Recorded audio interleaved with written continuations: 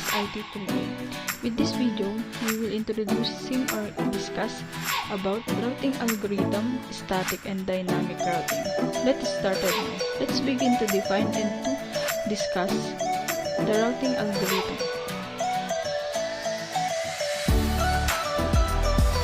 What is routing algorithm? The routing algorithm is a procedure that lays down the route or path to transfer data packets from source to the destination.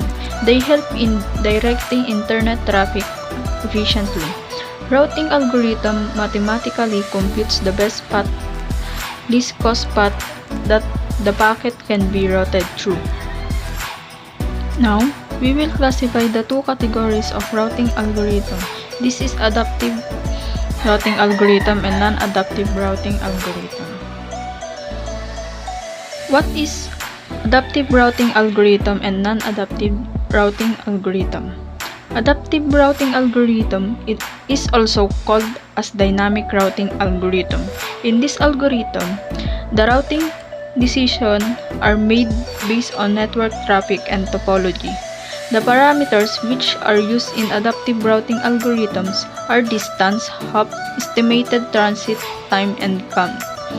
Adaptive routing algorithm is of three types: centralized algorithm, isolation algorithm, and distributed algorithm. The second categories of routing algorithm is non-adaptive routing algorithm. What is non-adaptive routing algorithm? Non-adaptive routing algorithm is also called a static routing algorithm. In a non-adaptive routing algorithm, the routing decisions are not made based on network traffic and topology. This algorithm is used by static routing. Non-adaptive routing algorithm are simple as compared to adaptive routing algorithm in terms of complexity. There are two types of non-adaptive routing algorithm. This is flooding and random walks.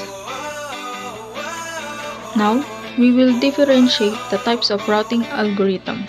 These are the distance vector algorithm. It is required to exchange the information between nodes which are connected directly. Number 2, link state routing algorithm. It is also known as centralized routing. Number 3 is the path to the vector routing algorithm. Now, we will tackle the types of routing algorithm in the computer networks. Number 1 is adaptive type. It is also known as dynamic routing. The selection of routers and change of routing decision depends on the network, traffic, and topology used. It calculates and optimizes parameters like hop count, the distance of the path to reach the destination, and approximate transit time. It required dynamic data like network topology, load, and delays to select the best route. Number 2 is isolated routing. It is a routing algorithm which takes the information of the routing from the local information other than the information from the neighbor nodes. Number 3 is centralized routing. This type of algorithm is also known as a global routing or link state routing with the help of complete information of the network topology. It calculates and selects the best least cost route to transfer the data packets between the sender, source, and receiver or destination. Number 4 is distribution routing. This type of routing algorithm is also known as decentralized routing or distance vector routing algorithm because it calculates the least cost route between the destination and source. Non-adaptive type is also referred to as static routing in this type of algorithm. The routing of the data packet doesn't depend on the network topology and the traffic of the network. Flooding routing. In this type, all the outgoing links receive every incoming data packet except the one from which the packet has generated. The duplicate packets might be generated at the node due to the loop links. Random walks routing. In this type of routing algorithm, that the data packets are transferred between host to host or node to node to one of its neighbors reach the destination randomly. And the next we will discuss the static and dynamic routing. What is static and dynamic routing? A static routing table is created, maintained, and updated by a network administrator manually. A static route to every network must be configured on every router for full connectivity. This provides a granular level of control over routing, but quickly becomes impractical on large networks. Static routes have an administrative distance, or AD, of 1 and thus are always preferred over dynamic routes unless the default AD is changed. A static route with an adjusted AD is called a floating static route and is covered in greater details in another guide. And a dynamic routing table is created, maintained, and updated by routing protocol running on the router.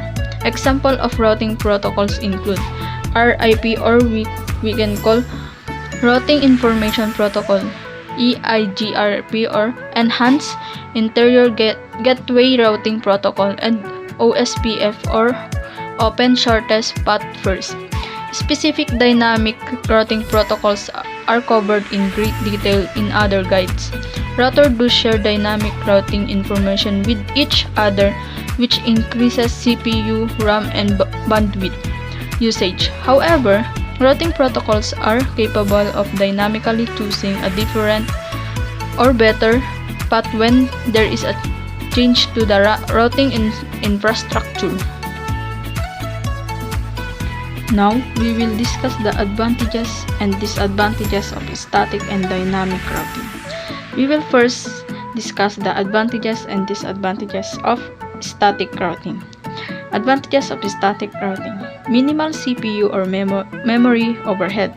No bandwidth overhead. Updates are not shared between routers. Granular control on how traffic is routed. And disadvantages of static routing: infrastructure changes must be manually adjusted. No dynamic fault tolerance of link goes down. Impractical on large network. And in the dynamic routing, the advantages of dynamic routing: simpler to configure on larger network. Will dynamically choose a different or better route if a link goes down. Ability to load balance between multiple links. The advantages of dynamic routing: updates are shared between routers, thus consuming bandwidth. Routing protocols put additional load on router CPU or RAM. The choice of the best route is in the hands of the routing protocol and not the network administrator. What is difference between static and dynamic routing? In static routing, the path is updated by the user of an administration, while in dynamic routing, routes are updated automatically. Static routing does not use any routing protocols and algorithms, while dynamic routing uses routing protocols and complex algorithms to calculate routing operation. And this is the routing of static and dynamic. And that's all for today, guys. Thank you for listening.